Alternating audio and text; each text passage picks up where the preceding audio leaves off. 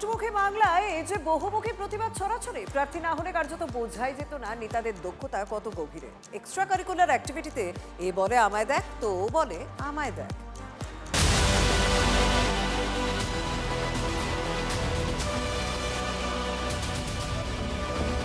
Chop ভাজা, মোচা ছাড়ানো, কাঠ বওয়া, লাঙল টানা, মশলা বাটা, দাড়ি কামানো, ভোট বড় বালাই। কখনো শ্রমজীবী মানুষের ভূমিকায়, কখনো কৃষকের ভূমিকায়। ভোটের পর 5 বছর বিধায়কের দেখা না মিললেও ভোট এলেই ভোটারদের প্রতি ভালোবাসা যেন উথলে পড়ছে। যেমন আরামবাগের তৃণমূল প্রার্থী মিতাবাগ কর্মীদের নিয়ে বাজারের মধ্যে দিব্যি প্রচারও সারছিলেন। হঠাৎই চপের দোকানে ঢুকে পড়লেন প্রার্থী। তারপর নিজের হাতে ভাজতে শুরু করে দিলেন চপ। চপ ভাজতে পারি, চপ বেগিনি, রান্না বাড়া কাজ আমি খুব করতে ভালোবাসি। ভোটারদের খুশি করতে গৃহস্থের হেসেলে পর্যন্ত পৌঁছে যাচ্ছেন পুরসুরা তৃণমূল প্রার্থী পার্থ হাজারি। শিলনোড়া নিয়ে শুরু করে দেন মশলা বাটা। রবিবার তিনি ভোটারের বাড়িতে গিয়ে রুটিও বেলে দেন।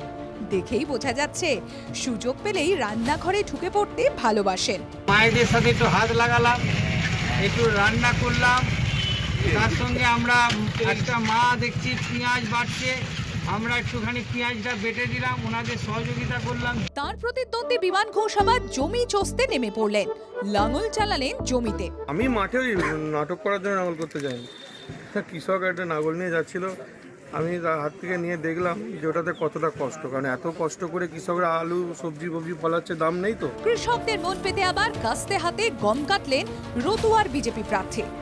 সিপিআইএমও বা পিছিয়ে থাকে কেন? রাজারহাট গোপালপুরের সিপিআইএম প্রার্থী শুভজিৎ দাশগুপ্ত সোজা ঢুকে যান ভোটারের ঘরে, আর তারপরে বসে যান মোচা ছাড়াতে। মোচার মধ্য থেকে অপ্রয়োজনীয় জিনিসগুলো বেছে বেছে ফেলে দিতে হয়। তো এইভাবেই এবারে রাজারহাট গোপালপুরের যে দুর্নীতি, যে তোড়াবাজি, যে মানুষের সব সিন্ডিকেট দৌরাত্ম্য, সেসবগুলো একে এক করে বেছে তুলে ফেলে উপড়ে ফেলে রাজারহাট গোপালপুরকে সন্ত্রাস মুক্ত, সিন্ডিকেট রাজ দৌরাত্ম্য মুক্ত, তোলাবাজ মুক্ত করাটাই হচ্ছে আমার লক্ষ্য। প্রচারে বেরিয়ে রবিবার দুবরাজপুরের বিজেপি প্রার্থী অনুপ সাহাকে নাপিতের ভূমিকায় দেখা গিয়েছিল। সোমবার সেলুনে ঢুকে দাড়ি কেটে দিলেন নারায়ণগড়ের বিজেপি প্রার্থী রমা প্রসাদ গিরি। গোপীবল্লভপুরের বিজেপি প্রার্থী রাজেশ মাহাতো আবার মুটের ভূমিকায়। এক ভোটারের কাঁধ থেকে নিজের কাঁধে তুলে নিলেন কাঠের বোঝা। তো আমি দেখলাম রাস্তায় প্রচারে এসেছিলাম, মানুষের কাছে মাসিমাকে ভোট দিতে বললাম, কিন্তু আমি তো ছেলের মতো তার ভাতটা একটু লাঘব করার চেষ্টা ঘর পর্যন্ত পৌঁছায় দিলাম। অনেকেই অভিযোগ করেন বিধায়করা ডুমুরের ফুল, কিন্তু ভোটের প্রচারে বেরিয়ে প্রার্থীরা ভোটারের ঘরের লোক, সেটা বোঝাতে কোনো কসুর রাখছেন না।